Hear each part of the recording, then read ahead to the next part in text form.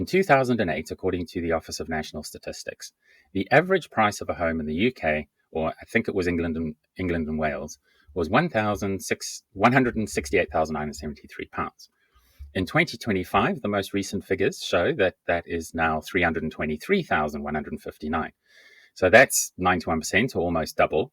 Over 17 years, though, bear that in mind. So actually, it's gone up 5% per annum, which sounds doable.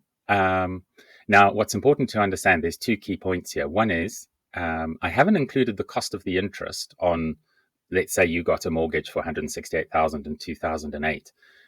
You would have paid about £42,000 worth of interest. I've excluded that because interest, as we've established, interest is pretty much a substitute for rent. So you're either paying interest to the bank or you're paying rent to a landlord, or a combination of both.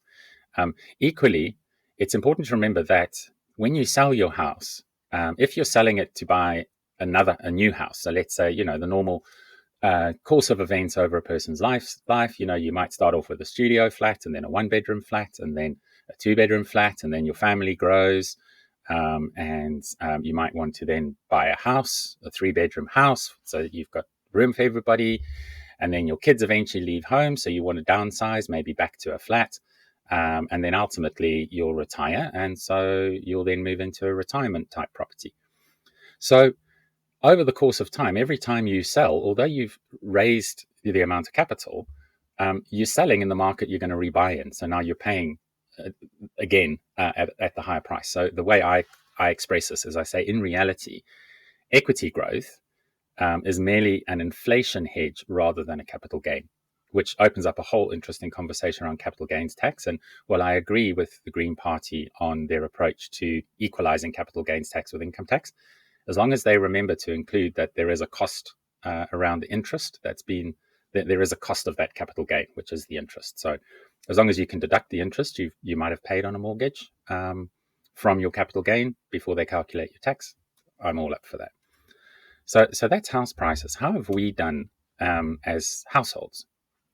So in 2008, the average monthly earnings of an individual was 1,881, and by 2025, that's 3,176. So that sounds pretty good. That's gone up 69%, 4% per annum. It's okay, but importantly, it's less than how much houses have gone up. This is another indicator of how the inflated demand is pushing the value of homes beyond the reach of more and more households. Because the income going into the home, so that 3,176, that's that income line, that's the salaries and wages that are on that economic flow model. Now, when I was doing economics, my professor said to me, what's worth bearing in mind is 2,000 years ago, if I had a 1 ounce golden Roman sovereign, 1 ounce of gold, back when gold was money, and I went to the finest tailor in all of Rome, and I bought myself a nice toga and a sash and the finest pair of sandals, and got my hair cut and groomed and all the rest of it. That 1 ounce of gold would have paid for all of that.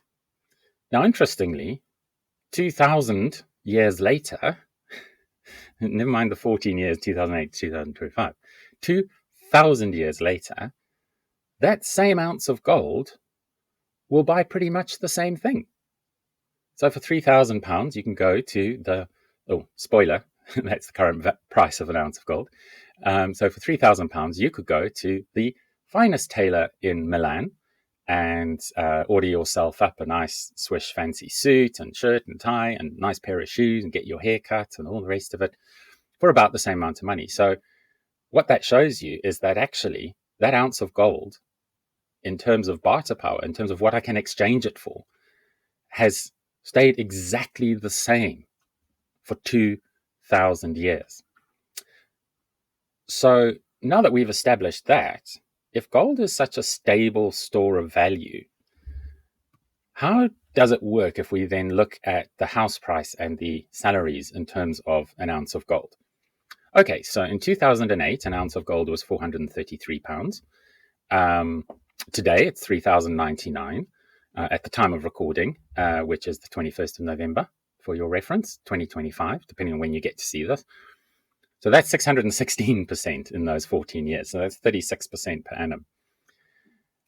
That for me is a reflection on the disparity between currency, so the pound, and gold. And there's a whole other conversation to be had about why that is. And that's maybe a topic for another video. But for now, let's just have a look. So in 2008, I would have had to spend 390. I would have had to use 390 of those coins to buy that house. If I sold it today, I'd only get 104 back. That's a 73% drop. So comparing one store of value, supposedly homes are a great asset to build wealth, I've actually lost 73%. And that's not even taking into account the £42,000 I paid in interest. So that ain't so good. And even for the households, we're not doing so much better either. So back in 2008, for a monthly wage, I would have received 4.4, say 4.5 gold coins. Here you go, clink, clink, clink. There's your salary. Today, I'll just get just over 1. So click. That's pretty much along the same line, but obviously higher because we know that wages haven't caught up. So I was thinking about this and okay, what's the best way to summarize this? And I think the easiest way to put it is that effectively, if we look at our value, the value of our labor and our value to an economy as a consumer in an economy, for every 100 units of effort that you put in, you're only getting 89 units back. And this is why we feel we are becoming poorer and why we actually are becoming poorer. Because the more we put in, the less we get back.